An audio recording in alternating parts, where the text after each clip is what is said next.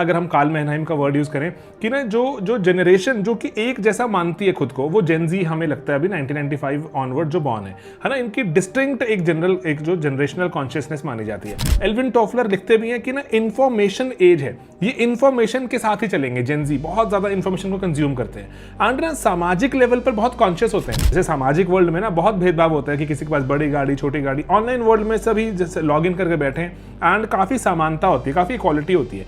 इसीलिए बहुत कॉन्शियस होते हैं किसी के हक के बारे में, कोई मेरा हक ना मारे और मैं किसी और के हक को खराब ना करूं, है ना। तो ये चीजें इंपॉर्टेंट रहती हैं इनके लिए।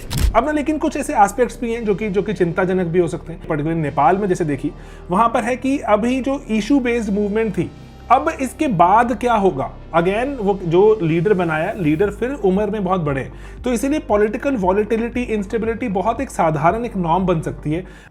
डे 10 है दोस्तों आज हमारा सोशोलॉजिकल टर्म्स का, और ना ये टर्म अगेन आपको इतनी बार देख चुके हैं, लेकिन थोड़ा सोशोलॉजिकल पर्सपेक्टिव से देख लेते हैं। वो है जेन जी, है ना। देखो जेन जी वही लोग हैं जो अभी अप्रॉक्सीमेटली 25-30 बरस के हो चुके हैं और 1995 के बाद हम मानते हैं पैदा हुए हैं 2010।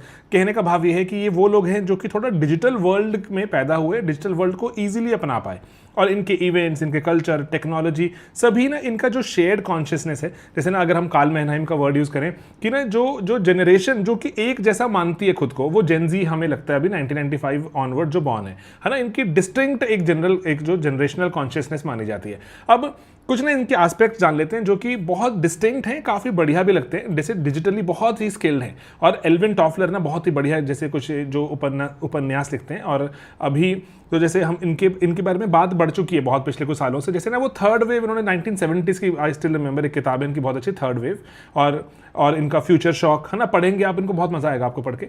और साइंटिफिक जो फिक्शन लिखते हैं। एल्विन टॉफलर लिखते भी हैं कि ना इंफॉर्मेशन एज है, ये इंफॉर्मेशन के साथ ही चलेंगे। जेन जी बहुत ज्यादा इंफॉर्मेशन को कंज्यूम करते हैं एंड ना सामाजिक लेवल पर बहुत कॉन्शियस होते हैं कि अब देखो ऑनलाइन ना कौन अमीर कौन गरीब बहुत फर्क कर पाना मुश्किल होता है, एनोनिमस दुनिया भी रहती है, तो उसी लिए ना वहां पर जो ये भेदभाव वो थोड़ा कम विटनेस करते हैं। जैसे सामाजिक वर्ल्ड में ना बहुत भेदभाव होता है कि किसी के पास बड़ी गाड़ी छोटी गाड़ी, ऑनलाइन वर्ल्ड में सभी जैसे लॉग इन करके बैठे हैं एंड काफी समानता होती है, काफी इक्वालिटी होती है। इसीलिए ना बहुत कॉन्शियस होते हैं किसी के हक के बारे में, कोई मेरा हक ना मारे और मैं किसी और के हक को खराब ना करूं, है ना। तो ये चीजें इंपॉर्टेंट रहती हैं इनके लिए। तो इसीलिए ना यहाँ पर पर्टिकुलरली जैसे LGBTQ के राइट्स की बात जो, और इसीलिए ना जो बहुत ही जो मटीरियलिस्टिक वैल्यूज हैं उसके बियॉन्ड जाके लोगों को देखते हैं। अब यहाँ पर ना इसलिए जो ग्लोबल कल्चर से एक्सपोज रहते हैं, क्योंकि ऑनलाइन वर्ल्ड में तो आप कहीं भी कैसे भी पहुंच सकते हो, किसी भी चीज़ को कभी भी कंज्यूम कर सकते हो, इसलिए काफ़ी क्रिएटिव रहते हैं और एंटरप्रेन्योरियल रहते हैं and at the same time जो इश्यूज को लेकर बहुत ही सीरियस रहते हैं, एक्टिविस्ट हैं। क्योंकि अब देखो ग्राउंड पे उतर के एक्टिविज्म दिखाना अलग चीज होती है, लेकिन मोबाइल पर yes I am with you, I support you, I like this thing and I do not like this thing, cancel culture बहुत इजीली हो जाता है। इसीलिए जेन जी बहुत एक्टिव है, एक्टिविस्ट भी है एंड इसीलिए जो अब ये वर्क कल्चर और वर्क को लेके जो इमेजिनेशन है सबको डिफरेंट है। एंड अगर हम ना इसमें बॉमन को अगर यूज करें, जिगमंड बॉमन, वो बोलते हैं लिक्विड मॉडर्निटी है, बहुत जल्दी शेप ले लेते हैं एक नई दिशा में, एक नई तरह की इमेजिनेशन के साथ खुद को चेंज कर देते हैं। अब ना लेकिन कुछ ऐसे एस्पेक्ट्स भी हैं जो कि चिंताजनक भी हो सकते हैं। पर्टिकुलरली जैसे डिजिटल डिपेंडेंस बहुत ही ज्यादा है, फिजिकल वर्ल्ड में इतनी इंटरेक्शन नहीं होती। अगर डर्कहाइम को यूज करें तो एनोमिक हो गया है, इतना हो गया कि अब इतना अलोन रहते हैं कि एंग्जाइटी, डिप्रेशन, लोनलीनेस, ये चीजें बहुत ही ज्यादा साधारण होती जा रही है इवन छोटे छोटे बच्चों में। तो अब यहाँ पर ये एस्पेक्ट्स को दिमाग में रखकर हम पर्टिकुलरली अभी जो हमने चीजें देखी हैं, पर्टिकुलरली नेपाल में जैसे देखी, वहां पर है कि अभी जो इशू बेस्ड मूवमेंट थी, अब इसके बाद क्या होगा। अगेन वो जो लीडर बनाया, लीडर फिर उम्र में बहुत बड़े, तो इसीलिए पॉलिटिकल वॉलेटिलिटी, इंस्टेबिलिटी बहुत एक साधारण एक नॉर्म बन सकती है एंड आइडेंटिटी का ओवरलोड हो जाता है। जैसे ना इस बार यूपीएससी ने एक बार सवाल भी पूछा कि हमारी मल्टीपल आइडेंटिटीज नहीं है क्या। ऑनलाइन जाके देखता हूं, कभी मैं किसी और मुहिम से जुड़ जाता हूं, कभी किसी और मुहिम से, कई बार तो ऐसी ऐसी जो मूवमेंट्स हैं जो काउंटर करती हैं एक दूसरे को, हम उन दोनों का मैं पार्ट बन जाता हूं। मिस इन्फॉर्मेशन का रिस्क, जिसको हम बोलते हैं पर्टिकुलरली कि गैस लाइटिंग का रिस्क, कि आपको बहकाया फुसलाया जा सकता है। फैक्ट्स चाहे सच है चाहे झूठ है, एआई की दुनिया में, डीप फेक की दुनिया में और ज्यादा ये तेजी से काम कर सकता है।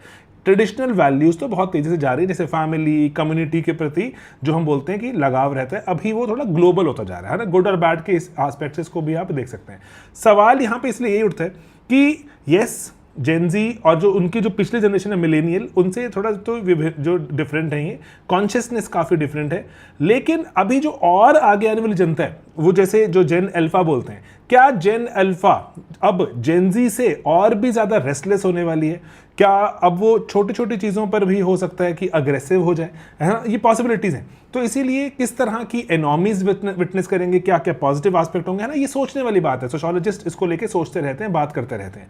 तो ये चीज़ों के बारे में आप भी सोचो, पढ़ो, इंपॉर्टेंट है। ऐसी चीज़ों के बारे में अपने आंसर्स में भी डालना चाहिए। हम यूपीएससी के लिए और भी बहुत कुछ पढ़ाते हैं, हमारे कोर्सेज भी रहते हैं, आप ज़रूर चेकआउट कीजिए sleepyclasses.com पर। अगर आप यूपीएससी में सोशियोलॉजी लेने का सोच रहे हैं, हमारा एक फ्री मॉड्यूल भी यूट्यूब पर अवेलेबल है। पढ़ते रहिए, जानते रहिए, अवेयर रहिए। मेरे मानने में यही शायद बेस्ट वेपन है against anything else happening in the world. ठीक है दोस्तों, मिलेंगे अपने अगले लेक्चर में बहुत जल्द। Bye bye, take care.